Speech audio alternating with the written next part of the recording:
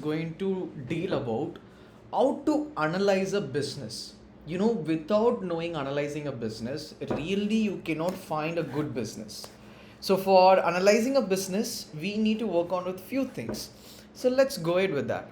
First one is we are just going to understand the business model. How to understand a business model. So let me go with the few key points. I just given a key points where you can ask yourself like a question so that you can easily get it which company is preferred for you. First one you need to ask yourself is how does the company make money? You need to find out the revenue stream, whether they are FMCG company or like what kind of company. It can be any company, how they are making money. So for example, what to look for, like really what you look for a company when you ask this question. First thing I just ask my question like how the company make money. So revenue source would be product sales, subscription, licensing, or services, or advertising, etc. It can be anything, and you need to be find out why it matters, because like for example, revenue is the most important thing. You need to find out if it's a subscription model, if it's a service based company, how long they will get an order. If they have some product like a SaaS or anything like subscription based, like you can take it like Shopify, they have the subscription based model. So we can trust them that they have a product. So with that product, people are subscribing every month, so that the revenue would not stop. It can go up or down, but it not stop. But service based companies are not like that, because if you take a company, you need to divide into two parts. You need to divide into two parts. That's very very important. So first is service based companies and product based companies. What is service and product? For example, you can take a lot of companies are there in product based. Let me list it out. Amazon, you can go with Microsoft, you can go with Apple, you can go with Shopify or Spotify, or like whatever, like Netflix, anything. Everyone has their product, has their own platform, so that people will come inside. Even YouTube is also a product. So people will come inside, they will subscribe in some other way, they will produce the revenue for you because you have your own product. So if you have your own product, you no need to be scared much. But if you are the service based business, if you're running a service based business or business is related to service, they are like depend on others, or they are depend on product based. Only if the product based companies are giving service to them, they are going to give service. For example, we can take a car washing company. They are based on service base. Only if the car is coming to their company or their shed, they will wash it. If no car is coming, no revenue. So this is like going to be unstable. This is going to be little bit stable compared to this. Same time, product based companies will have their own developers and own inbuilt things, so that they won't outsource the product. So on that time also, there is a lot of chance they won't get a service. Like for example, like I'm having a software company. I need to build a software, but I'm not having a big team. So what I will do is I will give my software building service to service based company. They will build a product for me. With that, I will start earning, and I will be start paying them monthly. First thing, I need to pay them first, and I need to pay them monthly if they're maintaining. If I'm saying I have no need to maintain, I will have all the code and I will take care of with my team in future. Then they don't have any service. So service based, it's riskier. Product based, less riskier. So that's what you need to know. If you go with the company, you need to separate like this. And next one, who are the customers? That's what I was explaining, whether B2B, B2C, or like you need to check what kind of customer they have. They have the customers, and what kind of customers they have. They have the regular customers or not. And what is the revenue model? Because like some products are there. For example, if you are buying a car, for example, I'm just saying, if you're buying a car, there are two kind of revenue models are there. Okay, so in revenue model, there are two varieties are there. This is like active revenue, this is one time revenue. So what is one time revenue? They are going to purchase a product for one time, and they're just going to use for lifelong. Here they're just going to buy a product, and they are going to come to you once in a while or every month. For example, if you take a Shopify, like a Spotify, sorry, Spotty and Shopee I'm just mixing anything is fine, both the things you need to pay monthly. So customers are coming every month, so customers are coming inside every month, so revenue is getting every month, so there is no stop for this. So this is going to be active revenue. One time revenue is like, for example, I'm buying a car, okay? I'm buying a car. I just bought it for one time, that's it. Like, there is a service is there. Like, if any fault happen, I will go to service. But the thing is, only if it's a lower cost, I will go there. Otherwise, there are many outside, mechanics are there where they are going to charge me less and they are going to provide the same service in a low price. So I can go outside. So this is going to be one time purchase, and from next time people can go out. So these are all the difference. Same like you can list out a lot of things are there. So revenue model is very important. It's going to be one time purchase, very riskier. If it's like active revenue, then you can be feel free. So these are all the both the difference. And what are all the unit economics? For example, for example, I'm just saying, for example, we can take the value for the money. For example, some products are there. I will go with a different example. Some products are there. For example, if you take Japanese product, everyone will blindly buy it because everyone, like, they just build the trust that if you use their product, it's going to worth for longer time. But if you buy a China product, what will happen is suddenly it will get repaired, suddenly battery won't work, suddenly, like, chips won't work. So the low quality with the low price, which is going to be, people have less trust on Chinese product because the product is not going to last for 5 years or 10 years or 100 years. I'm not like saying every product, I'm just giving an example. So in that scenario, people would be more trustier on Japanese product, like whatever they produce. So this how even the company, if you take big companies are there, like if you take LG, the products are really worth for using longer time. If you take other companies like local companies, the product won't be last for longer time. Like within 1 year, you will be getting that problem, this problem, you will get a big headache. So you need to see whether the product is value for money or not. And next thing is the business is scalable.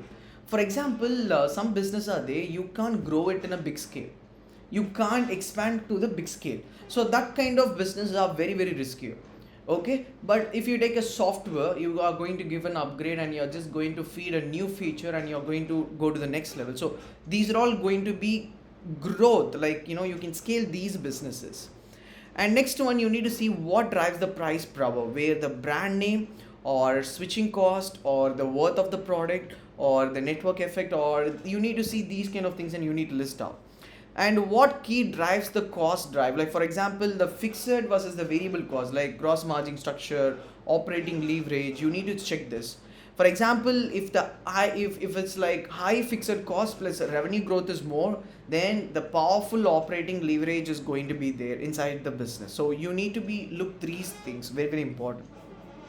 So now let me go with the best business model. I will go with the best business model you can choose. So with the ranking I just given with 5-star, the 4-star, and here it's like 3-star. Like I just given like a gap, just adjust that. For example, business model I'm just taking as a 5-star is subscription model. Guys, you're just going to build a one-time product and you're just going to give a subscription-based model, like each and every month they are going to subscribe you. So this is one of the gift I can say. Subscription model is an amazing model where you're not going to pay a lot of back-end cost. Back-end cost is very low. They're like very low, and your margin of profit is very high. Like for example, Microsoft 360, Adobe Creative, Salesforce, these companies are having a one product. Only they're just upgrading with a lower cost and a backend, and they're just providing service for all over the world. Okay, so these kind of business, if you see, blindly you can invest. Your star rating is 5. And next one is platform and networking effect. For example, like Visa, MasterCard, Apple Pay, Apple Store, exchanges. So these people are not going to make loss because they're just going to make only profit, because somehow you're just going to do a transaction. It can be between the contract, or it can be between the money, or it can be anything. So if you see the Visa card, MasterCard, Apple Pay, Apple Store, Play Store, these platforms, they just act as a platform, act as a broker to connect you and the customer. So they won't make any loss because they don't have their product, they don't have nothing, they have only the platform to transaction between two people. So there the loss is very very low. They have the value growth as a network growth. So their companies are, you can blindly invest. And toll roads versus essential service like railways, pipelines, utility exchange, these are all, if you ask me, it's based on government deals and government decisions, little riskier if you ask me. So try to avoid investing on the companies which is like working on with governments, because if the government change, policy change, if the policy change, revenue can drop. Okay. And the third one is brand driven. Always be careful with the brand driven. For example, Coca-Cola, Nestle, Unilever. So these kind of things are, the price is nearly kept by a brand, only by the brand value. So even if you take an Apple, if you see a deeper inside, they're selling the product 10 to 15 times than the manufacturing price. So what will happen is, if any collapse happen, because people are buying because of the brand value. They're just buying for Apple product, but they just buy for the brand. This brand, if I'm taking, people are going to look, okay, the interface is different, so they're just buying with the brand.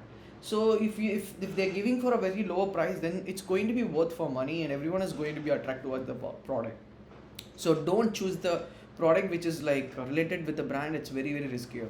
And next 3 star would be low cost products like Walmart, Costco, discount retailers. You can take this people into your account, but the problem is they are giving for low cost. Anytime the margin can be damaged, because already they have the low margin.